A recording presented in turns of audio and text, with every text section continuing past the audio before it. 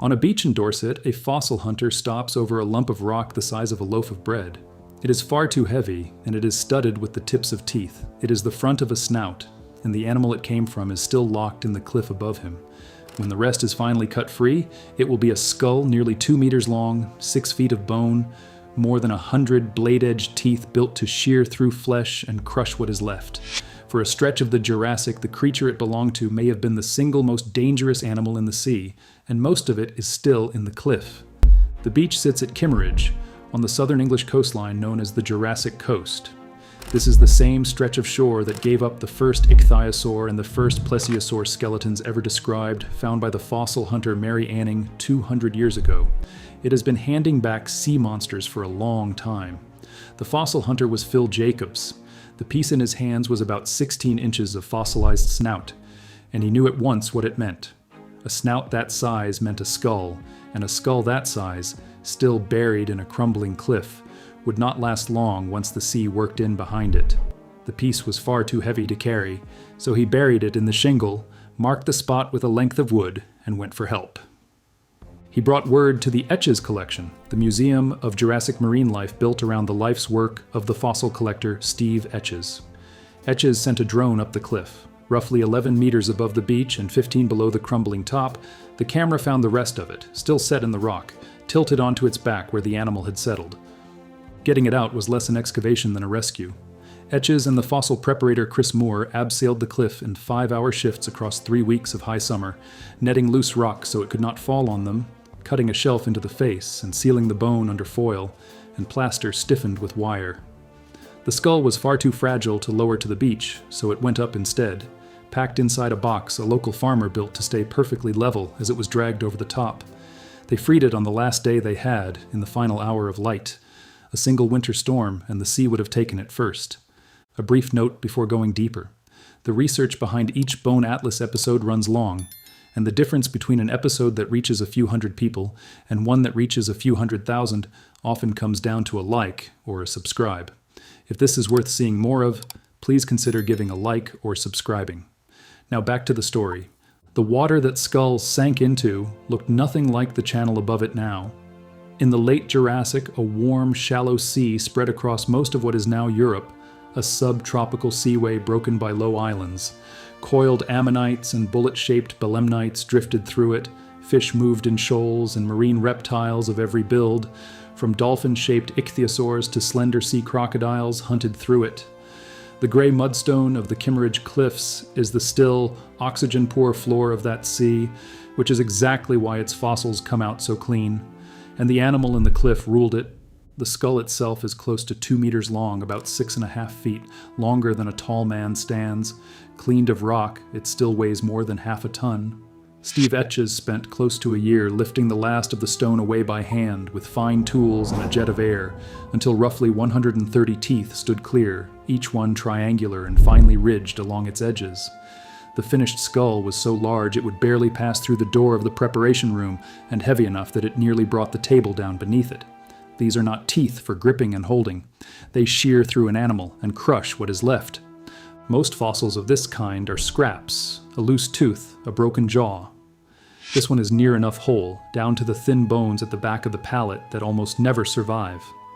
That completeness is the whole point.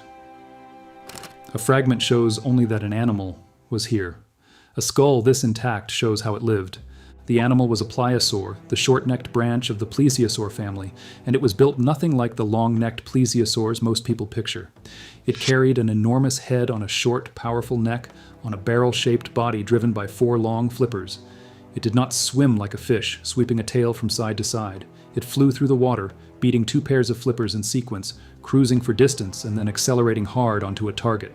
Each of its 4 flippers was around 2 meters long, and estimates from the reconstruction put its top speed near 30 miles an hour, quick enough to run down almost anything that shared its water.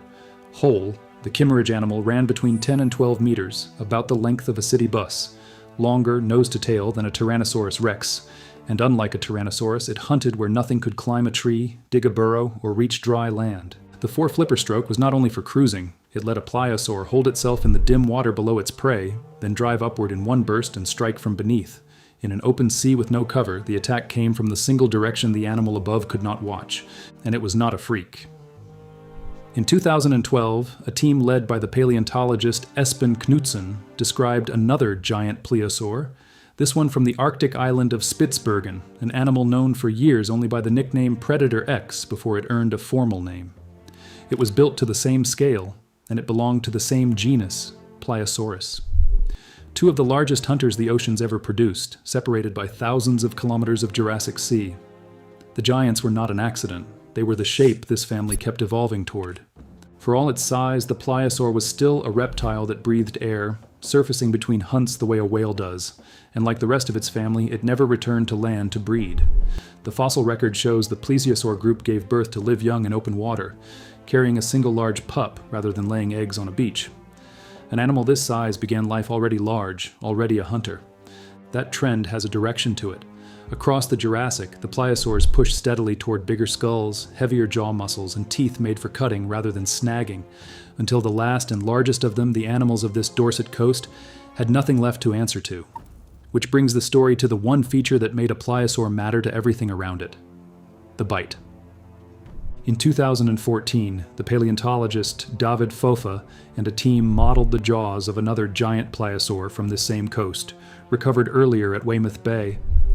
Reconstructing the muscles and loading the skull in a digital model, they estimated a bite force among the most powerful ever calculated for any animal, living or extinct, stronger than a large saltwater crocodile, and the fossil record shows what that bite was turned on. A crocodile clamps down and holds, then rolls its whole body to tear a piece loose.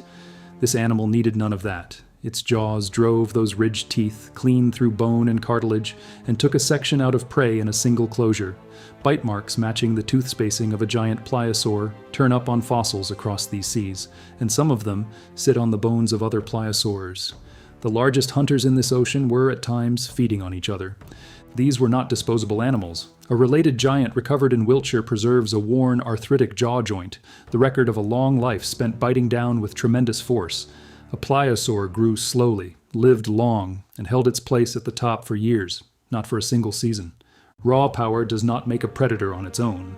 It still has to find prey, often in dark or clouded water. Here, again, the intact skull pays off. Along the snout runs a line of small pits and channels that in life carried nerves toward the surface of the skin.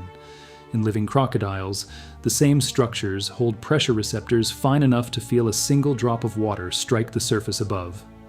Researchers believe the pliosaur's snout worked in much the same way, reading the faint pressure waves shed by an ichthyosaur, or a fish moving somewhere ahead in the murk. In the dark, oxygen-poor water near the bottom of this sea, a sense like that would have mattered more than sight. If they are right, it felt its prey coming before it ever saw it. So what does a hunter like this eat sitting at the very top of its world with nothing above it? The answer comes from the wider sea. In 2018, Fofa and colleagues sorted the teeth of nearly every marine reptile in this ancient British seaway into feeding guilds by shape and wear. What emerged was an ocean as neatly partitioned as any today. Slender teeth took fish and squid, others were built for hard-shelled prey, and above them all sat the large prey specialists, the cutters, feeding on other marine reptiles, holding the seat that killer whales and great white sharks hold now at a size neither of them reaches. The Kimmeridge animal was a cutter. Its prey was ichthyosaurs, long-necked plesiosaurs, and, on the evidence of those bite marks, its own kind. All of which leads to the obvious question of what exactly this animal was. For most of the last century, the giant late Jurassic pliosaurs of England were a taxonomic tangle, a scatter of jaws and vertebrae shuffled between shifting names since Richard Owen first coined the genus Pliosaurus in the 1840s. The clearest sorting came in 2013, when the paleontologist Roger Benson and a team redescribed a giant Dorset skull and defined several distinct species within the genus. That is the ruler every new find is now measured against. Measured against it, the Kimmeridge animal stands apart. It sits roughly 3 million years younger than most known pliosaur material, near the very end of the group's reign, and it carries features the named species do not.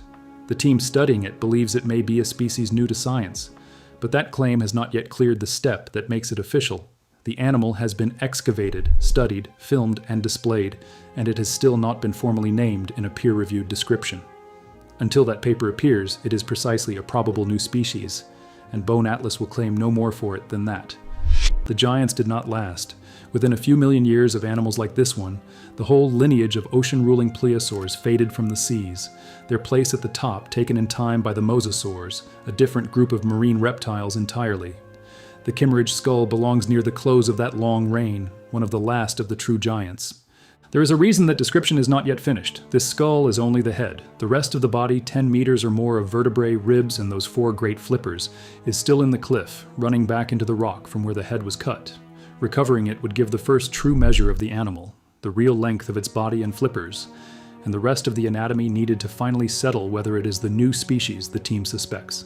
The same erosion that handed the snout to Phil Jacobs is grinding toward it, and every winter storm carries another slice of the coast into the sea. The museum has begun raising money to reach the body before the water does. Whether they get there in time now comes down to weather and to funding. For 150 million years, the deadliest animal in Britain's ancient ocean lay folded into a Dorset cliff, waiting for the sea to hand it back, first a snout, then a face. What the cliff gives up next may finish the picture. Till the next find, this is Bone Atlas.